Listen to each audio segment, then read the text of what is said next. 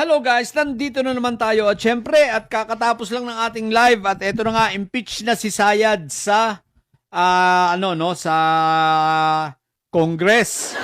Pero ito, mas magandang balita ito. Nakihiram ako kay kay Attorney Jess. Alam nyo guys, syempre si Attorney Jess very reliable ito, pati ang kanyang Tweety Bird, sapagkat chinecheck ko itong mga balita na nababasa ko sa news, no? Ang problema,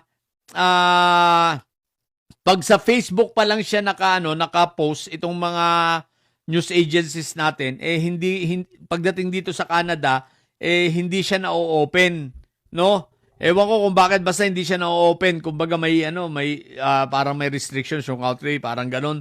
So, hindi siya na-open dito. So, hinanap ko. So, eto, kinonfirm naman ni Attorney Jess at may hawak na si Sentry na warrant ng ICC. So, kung may hawak na warrant ng ICC, aba, nagkamali mukhang sumablay si Bato. O maaaring nanalo sila na napatalsik nila si Tito Sen, pero si Bato, paano na? Hawak ni Senator Trillanes ang bit. Ang tanong, makakalabas ba si Bato sa Senado?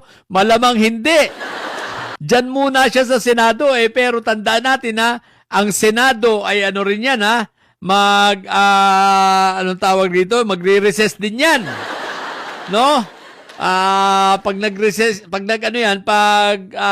nag-adjourn yan at nag-adjourn yan, wala nang protection si Bato. So, mukhang lugi si Bato pa dyan, ha? Naku po, Rudy. Lumabas-labas ka pa kasi, yan.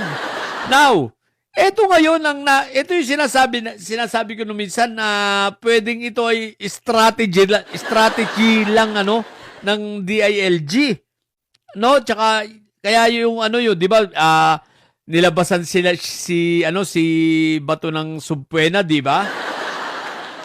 Para pasagutin, para lumutang lang siya. Ngayon, lumutang na siya. So, ibig sabihin, talagang dadamputin siya at kukunin siya ng, tatrabahuin talaga pala siya ng PNP at ng DILG.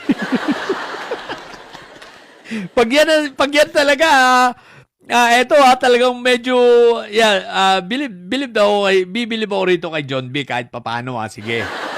Kung ganito ang mangyayari, at least, kasi naiisip ko na talaga yan, di ba? Nabanggit ko na nga sa inyo yan, yung isa kong content, di ba? Sabi ko, pwedeng ito ay strategy na meron na talagang hawak at may usapan at kumbaga gusto lang nilang palutangin si Bato. At ito na nga, lumutang. So, naisahan nila rito. Naisahan nila si Senator Esprikitik. Maaaring nanalo sila sa pagpapababa kay Tito Sen, naisahan naman sila. Ngayon, ang tanong, wala na bang pag-asa sa Senado ang impeachment ni Sayad? Hindi ganun yun.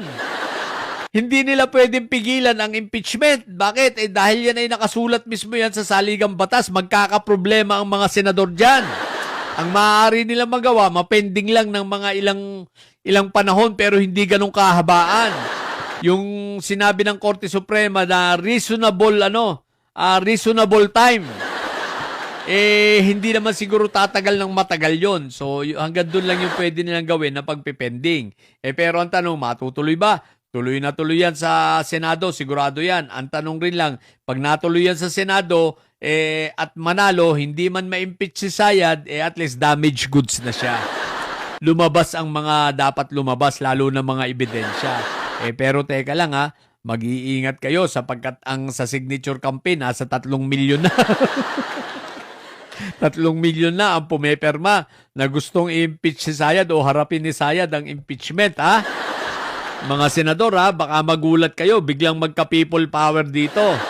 So, at least, winawarningan namin kayong mga senador, Dito nyo makikita ang pwersa ng mamamayan, ang tunay na pwersa ng bayan, Makikita ninyo rito ang masa kapag hindi ninyo at inakyat at tinanggap ang articles of impeachment at dinelay na naman ninyo. Palagay ko ngayon, baka matauhang kayo. Di ba? So, yun lang muna. Basta, ang panalo rito ay si Sentry. At syempre, ang taong bayan, dahil na-impeach si Sayad sa Kongreso, 255, no? Nalampasan pa yung 215 dati, di ba? 255. 26 lang yung bumoto ng no at siyam ang nag-abstain. Shoot sa balde si Sayad. Okay?